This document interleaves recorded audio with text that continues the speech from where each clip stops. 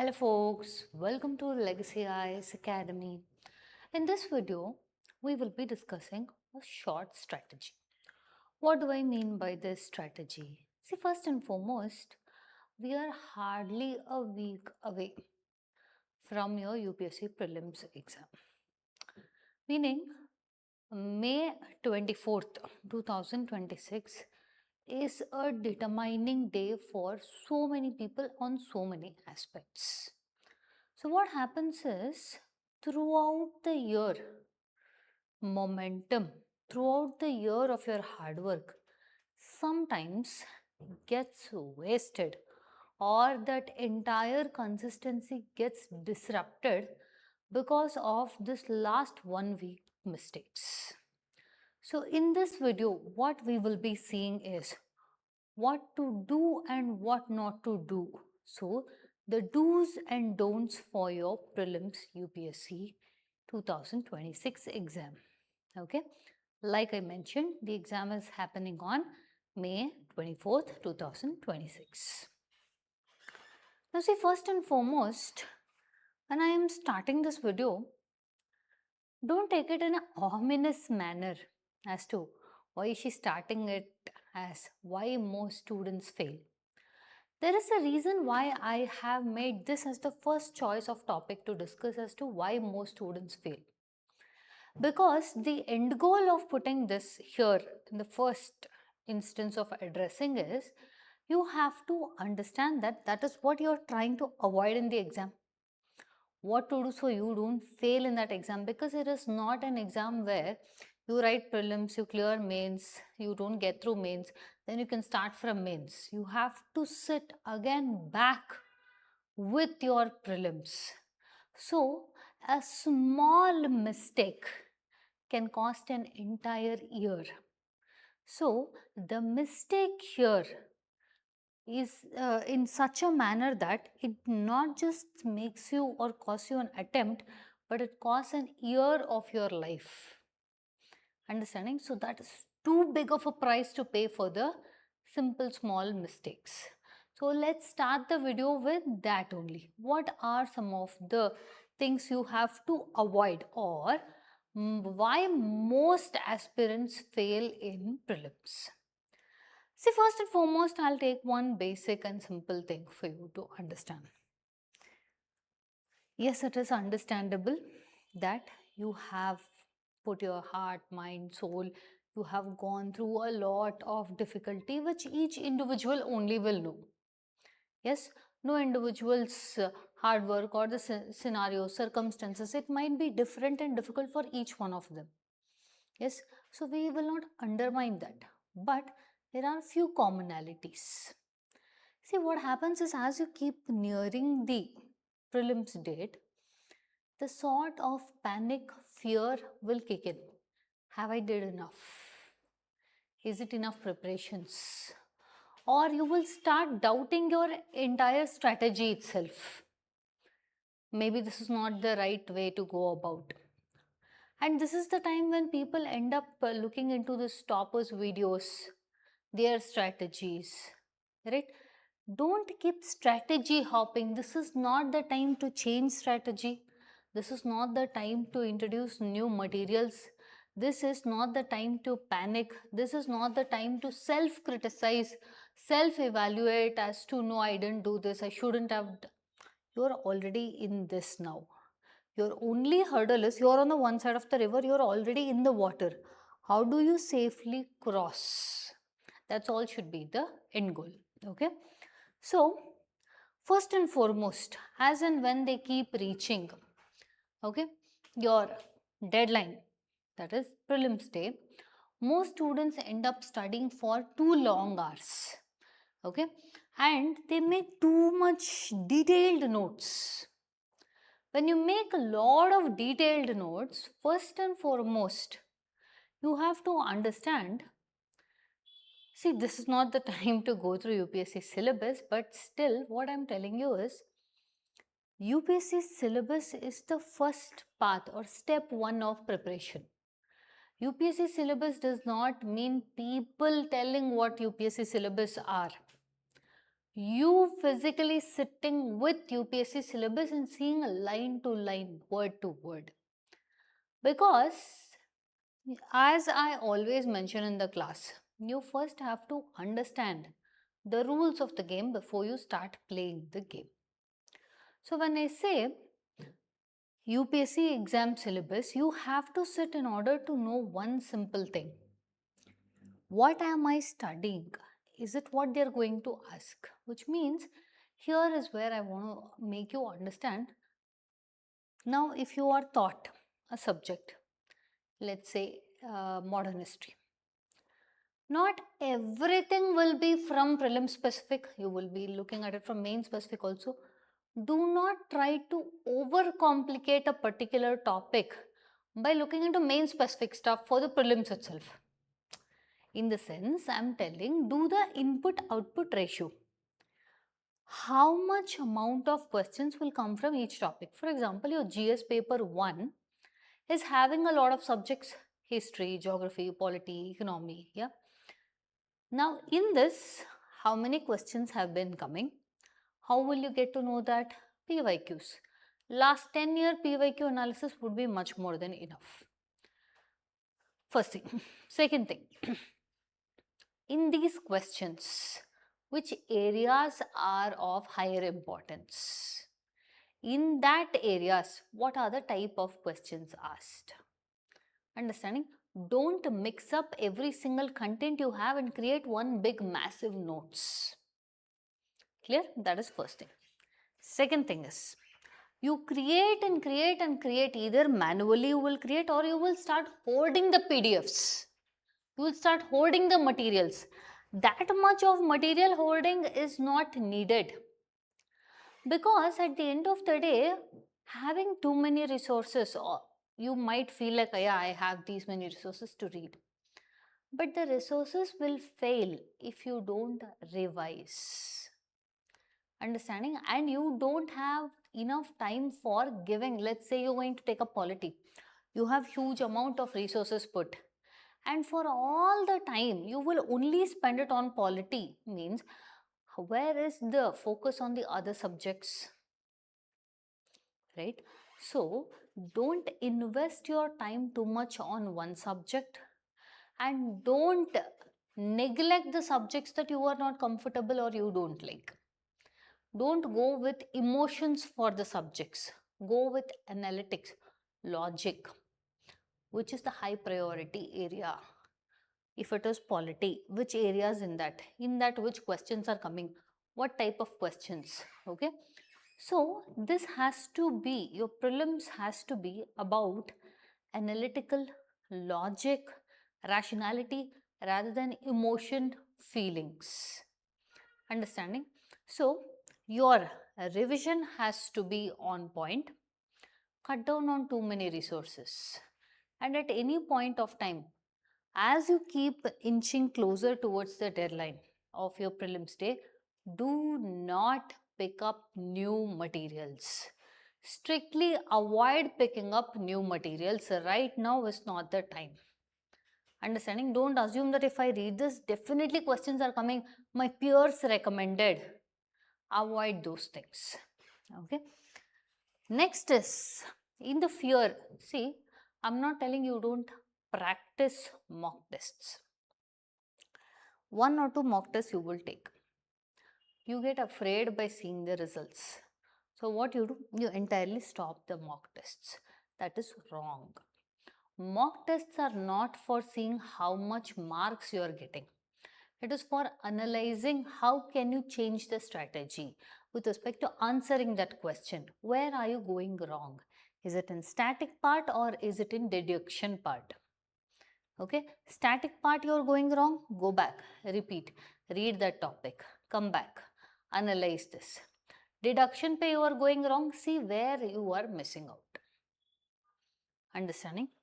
Next, panic during the exam. See, exam or your deadline nearby to exam is not the time for you to question whys. It's for you to solve the hows. Okay, this is one very important thing I want to keep you people should keep in mind. Do not question the whys, tackle the hows. How can I get through this? How will I deal with this? For example, let's say you will open the paper and you realize the paper is difficult. Immediately don't panic thinking that, okay, this paper is difficult, I didn't plan this, I didn't prepare this. If it is difficult for you, it's difficult for all.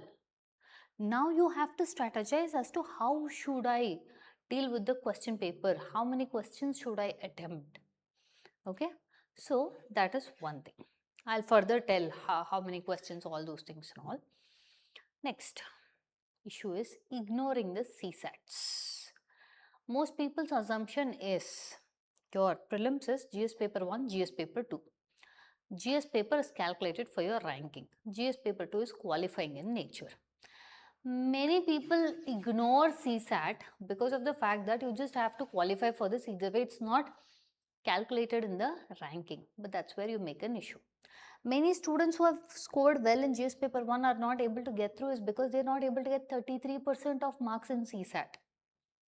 So, last moment tak don't keep your CSAT. Dedicated preparation in the sense, every day 30 minutes, 40 minutes would be far more than sufficient for your CSAT preparations. Comprehension, your ratios, percentage, okay. And lastly, most important thing, these are generalistic things. In detail, we will look into later. Why you lose is not only because of how many questions you have answered. How many questions have you answered correctly and in a wrong manner? Because you know UPSC has negative marking. 1/3 of your marks are taken away. Your marks not only depends on how many questions you attempt, how many wrong ones are there, how much it is reducing your total, right? So blind guessing or you yourself thinking that I have to answer 90 to 100 maximum questions answering does not always mean that you will clear prelims. Understanding? So blind guessing strategy, avoid it. Okay. Now let's come into your prelims. Look at this.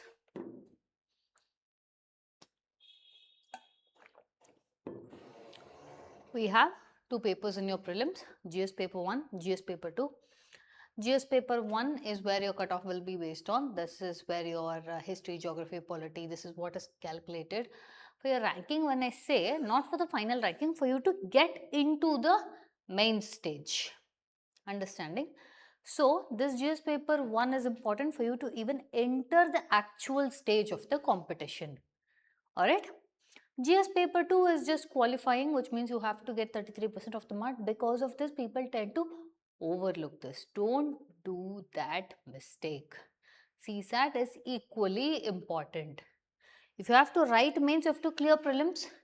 If you have to clear prelims, you also have to clear CSAT. Keep that in mind.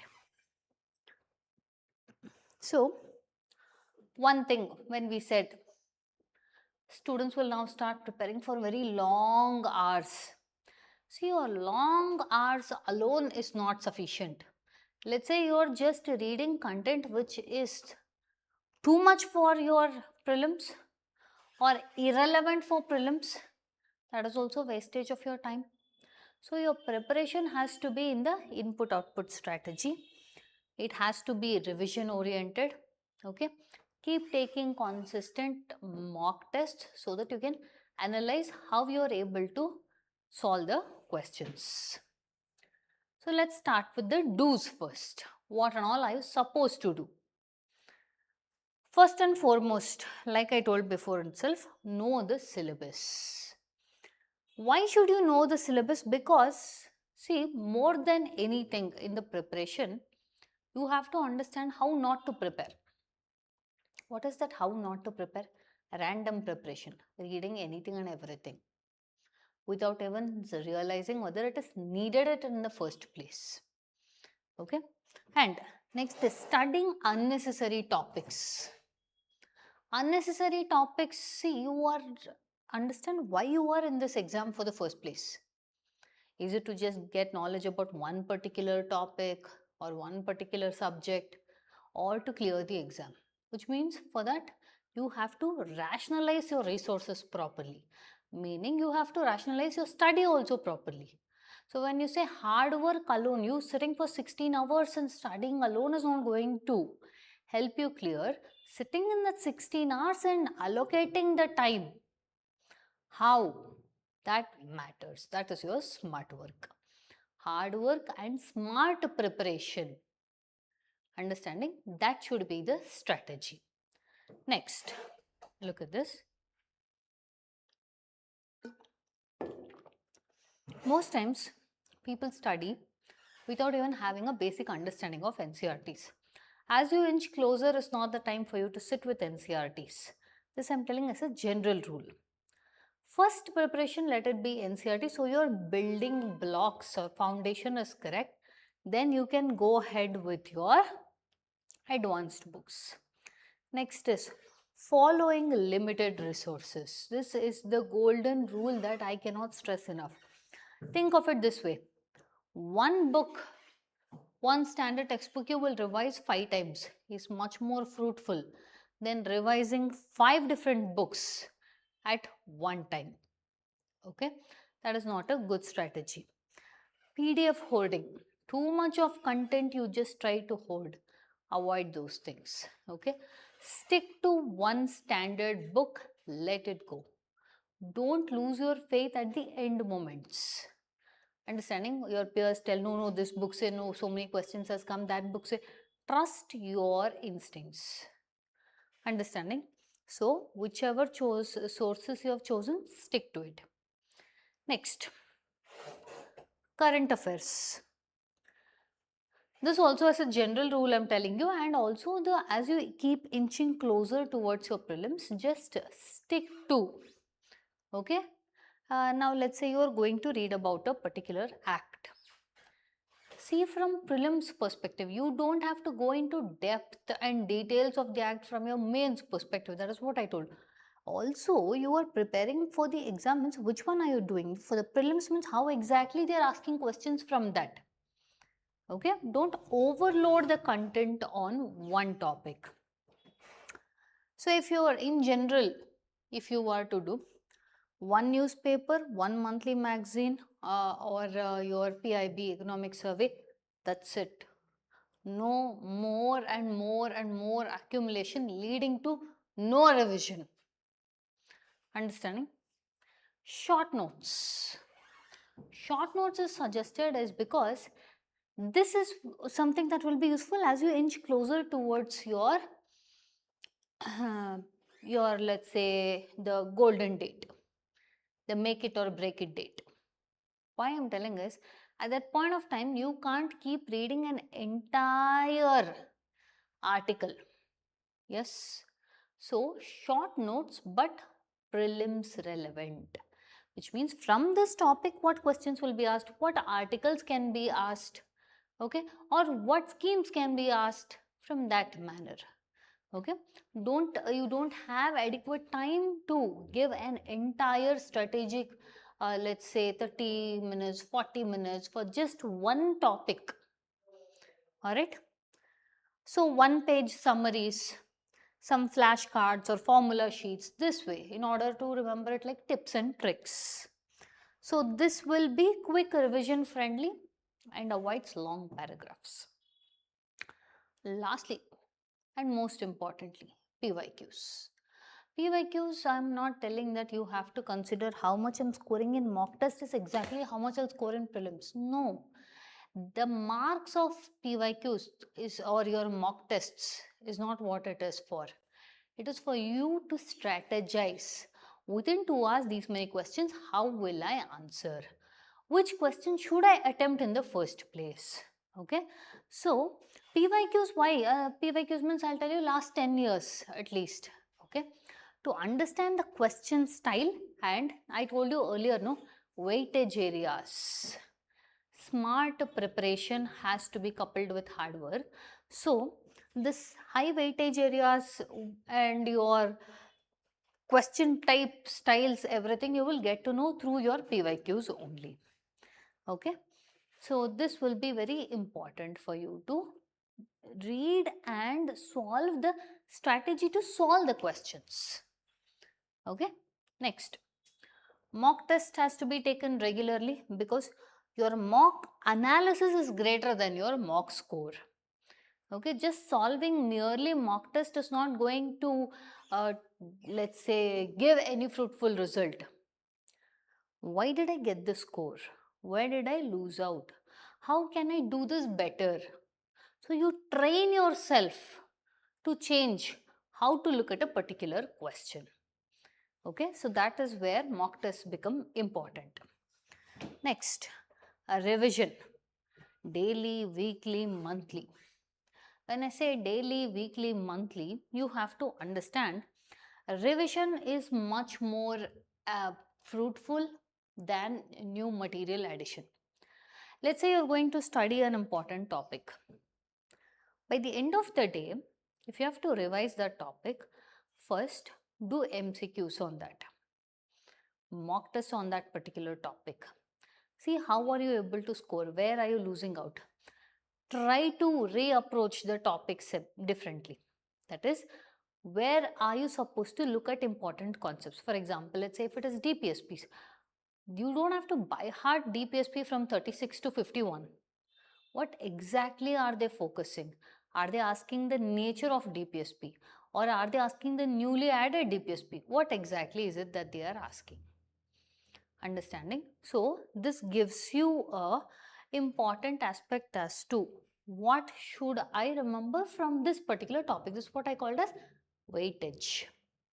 Alongside this, if you make short notes for quick recall for the last revision period of time, that is in this crucial, let's say 1.5 weeks that you have, this will help.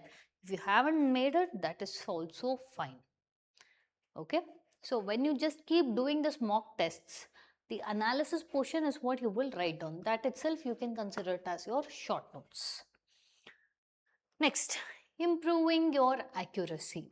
That is, you do one thing. Let's say how you are attempting the mock test or your PYQs. See how many questions you will be able to answer first. Okay. Second round, pe again come back and try to see the questions that you don't know, but you're able to eliminate at least 2 options. Okay. So if you keep doing this in repetitive cycles, one thing you will understand is for just this exercise for one simple thing, which questions to avoid at any cost, because those carry negative marks. Those impact your total score. Understanding? So we have seen the do's. Let's see the don'ts in UPSC preparation.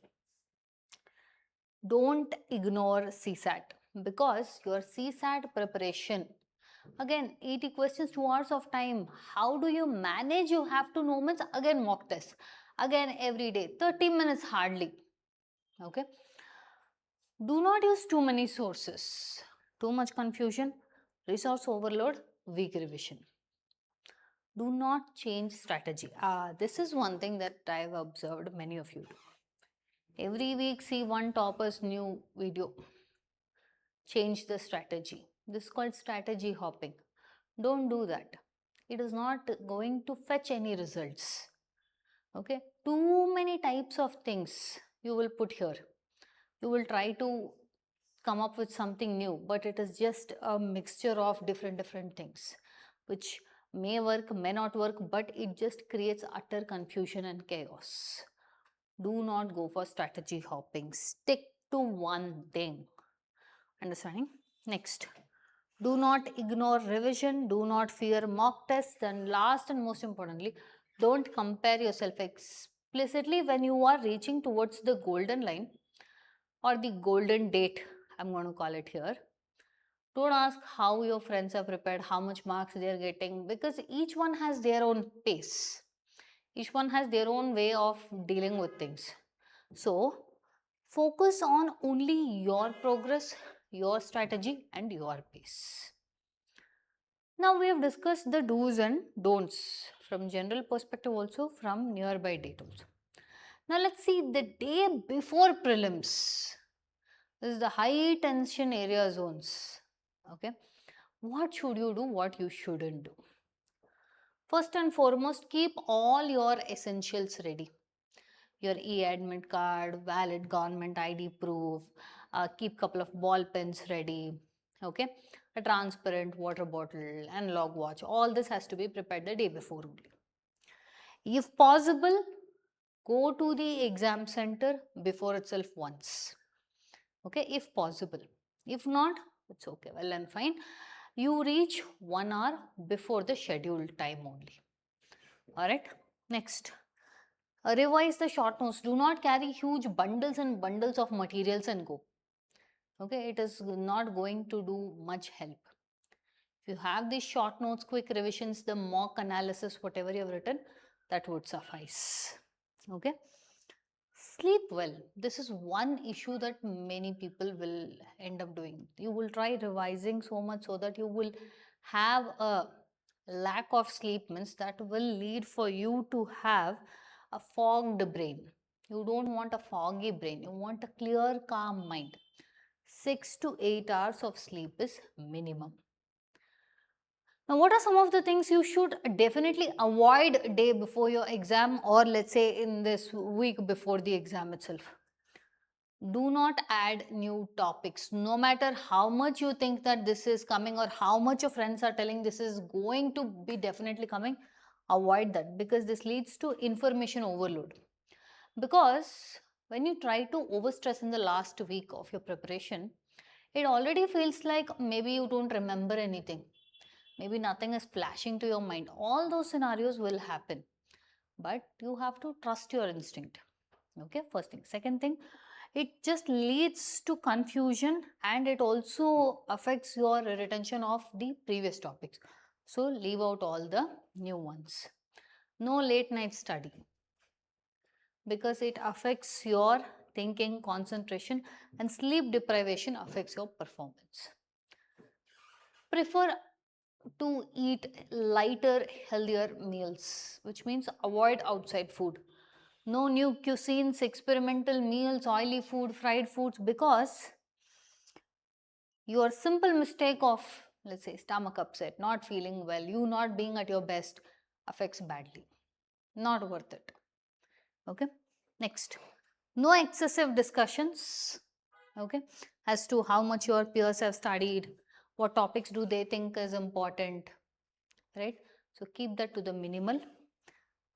And this is pretty much the standard of your UPSC exam.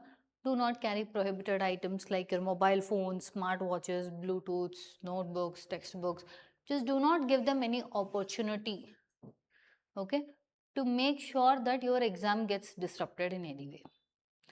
So in the exam hall, what you should do? We saw your preparation strategy, one day before strategy.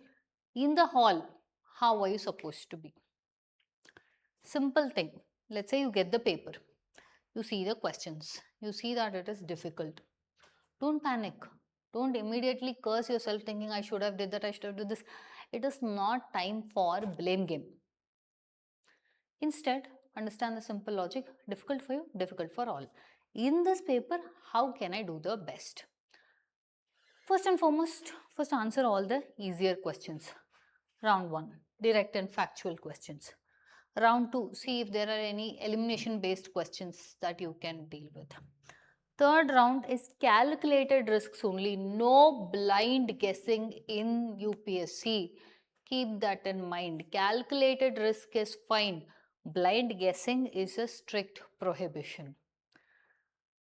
So, with respect to your UPSC prelims, one more thing you also have to keep in mind is your OMR. See, sometimes when you try to do this and not fill the OMR periodically, sometimes hurried burry pe you can fill the same question 2 times, okay, or you may mismatch the questions. To avoid that, periodically fill the questions. You see a question, attempt it, fill it. Otherwise, a bunch of questions, let's say 5 questions you are answering, then you will do this, fine.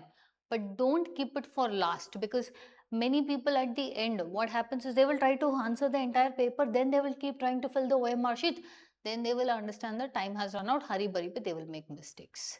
That also costs you mistakes. So avoid that. Okay, don't get stuck on one question only. Don't spend too much time. Don't become emotional there. I studied this, I should know this. How can I leave this? It's a basic question. Don't spend more than 1 to 1.5 minutes on a question.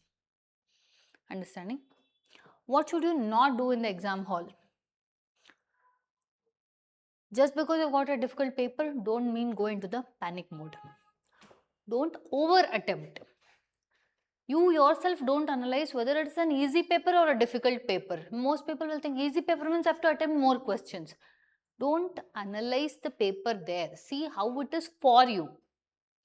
How many questions you are able to do. Okay, 92 questions, 100 questions attempting doesn't mean you will clear the exam.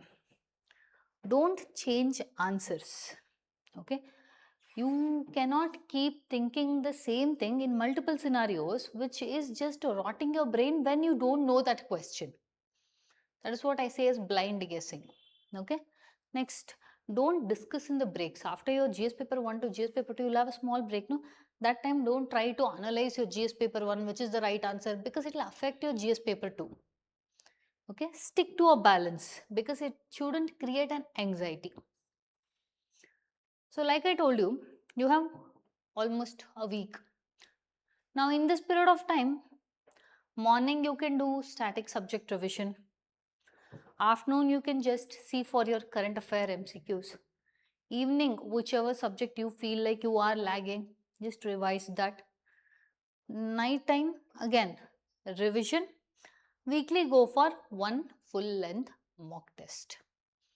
So, what did we learn from this?